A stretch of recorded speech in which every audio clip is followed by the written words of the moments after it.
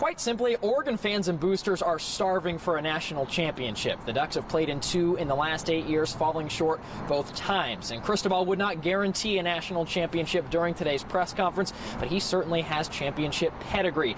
You might have heard of Nick Saban. He coaches down in Tuscaloosa, arguably the greatest college coach to ever do it. That's where Cristobal spent the previous 4 years before coming to Eugene. In 2010, Thomas Tyner was a sophomore at Aloha High School, and he played in the 6A state championship game right here at Reser Stadium. He played well, and Aloha brought home a state title. Now, nearly 7 years, 2 schools, and 1 retirement later, Tyner is back at Reser Stadium as a member of the Oregon State Beavers. We're about a half an hour away from the biggest women's college basketball game in Matthew Knight Arena history when Kelly Graves and the number 8 Ducks host number 10 UCLA. And check it out, guys. The first 500 students that come to the game get this shirt for free. And we're about 30 minutes away from tip-off. Ruthie Hebert and Sabrina Ionescu grabbed the headlines nationally, but tonight, might it be a bench player who makes the difference? In the last decade or so, it's been all about fast, hard finish. You know, that was a Chip Kelly thing, win the day. Is Oregon still going to be fast, or are you guys going to be physical in the trenches? Because one of the knocks on Oregon nationally, I don't know how you guys perceived it at Alabama, was that Oregon was, you know, really fast, great skill position players, but in the trenches, you could kind of get to them. Well, you know, that's a great point. The statement, Justin Herbert needs to become a better leader, seems like it's been thrown out there. Is that an overblown story? Is that not fair to say, or does that have some merit to it, and is that something that you're working on? I think it's got some meaning behind it. Sabrina Ionescu and triple-double has kind of become synonymous, or at least locally, just given everything that you've accomplished in that space recently. You know, you break the record all-time for Oregon as a freshman. You break the NCAA record this year. How? I mean, I guess that's just the basic question. How do these triple-doubles happen? I don't really know. I don't ever try. Like, I don't really try. Okay, on your Twitter page, the pinned tweet that you have is you falling over during that free throw against Ole Miss. And then the caption was, I wrote it down, me, don't fall for him. You could do so much better. Also me. And then, and then you falling over.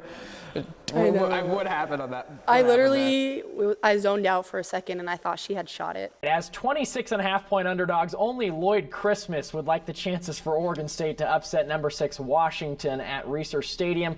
With Jake Luton out indefinitely, Daryl Garrettson stepped in as the starter at quarterback. So you're saying there's a chance. Maybe Garrettson back at his 7th start. You know, he'll mix things up at least on offense, right? He had a bye week to prepare for the salty Washington defense, one of the best in the country. His counterpart Jake Browning. Dad played quarterback at Oregon State back in the day. Had a pretty good mustache too. That was a storyline during the week. You know what I like about this is, check this out. We got the raincoats on. Is that teams shy away from bulletin board material and making that go public pretty often. Like, oh no, we don't pay attention to the media. Like we don't.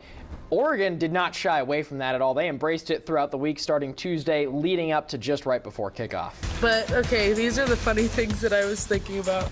So I have my super regional pass from last year. Throwback. How does this look? Oh my God. Is this like one of the strangest sights you've ever seen? Yes. Why is it so high on your head? They called it the Rodent Bowl Saturday night at Reser. It was a battle between Gophers and Beavers in Corvallis, and it rained most of the game, so you would think advantage Beavers given their comfort with water, right? But PJ Fleck brought his own oars to Corvallis. Oregon State would rock their 11-strong jerseys. Beavers actually a 2.5-point favorite in Vegas in this matchup. That is a Christmas present to those of you in the betting world. Good evening from high above Spokane Falls in eastern Washington, a place with great history.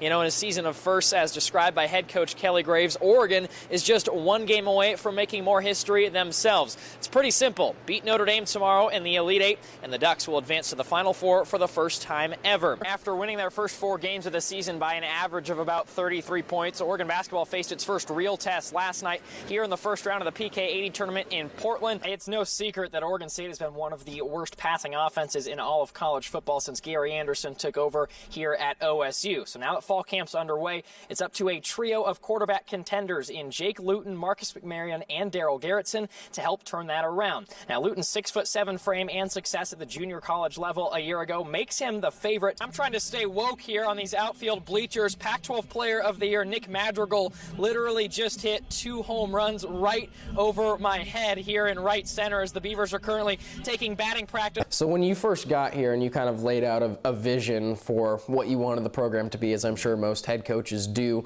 What was that vision, and how close are you to being where you want to be? Well, we want to win a national championship, and that was one of the reasons that I made the move. All right, I gotta ask you about Bama, man, because that place has like this allure to it, right? Like it's Alabama, you know, national championships they have there. Nick Saban, maybe the greatest college coach to ever do it, or certainly one of them. How was that Bama trip? It was a surreal experience. Alabama was unique. It was cool. Sitting in Nick Saban's office is kind of like sitting in the president's office. Welcome everybody to episode number 3 of Baggage Claim. Gwen Zavekis hanging out with us. This is a big bag, I'm not gonna lie. This is the biggest one that we've had so far. Yeah, kind of the Bermuda Triangle of softball bags. So I'm already thinking about what I know is in the bottom of it.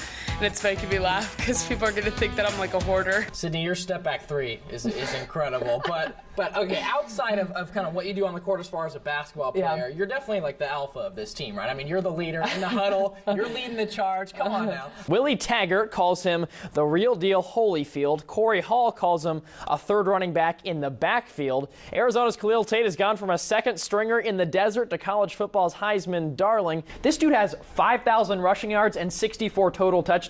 Don't you ever question how respected Royce Freeman is in that locker room? No one is respected more by the Oregon players, the team, and the coaching staff than Royce Freeman. I thought that criticism from those ESPN guys was just unwarranted and kind of uneducated, to be honest. My biggest thing with Washington State, I know the offense gets all the praise. I think the defense could arguably be the best part of their team, especially that D-line. We've praised Alex Grinch on this show for a long time as one of the hot names who's a coordinator out there in college football.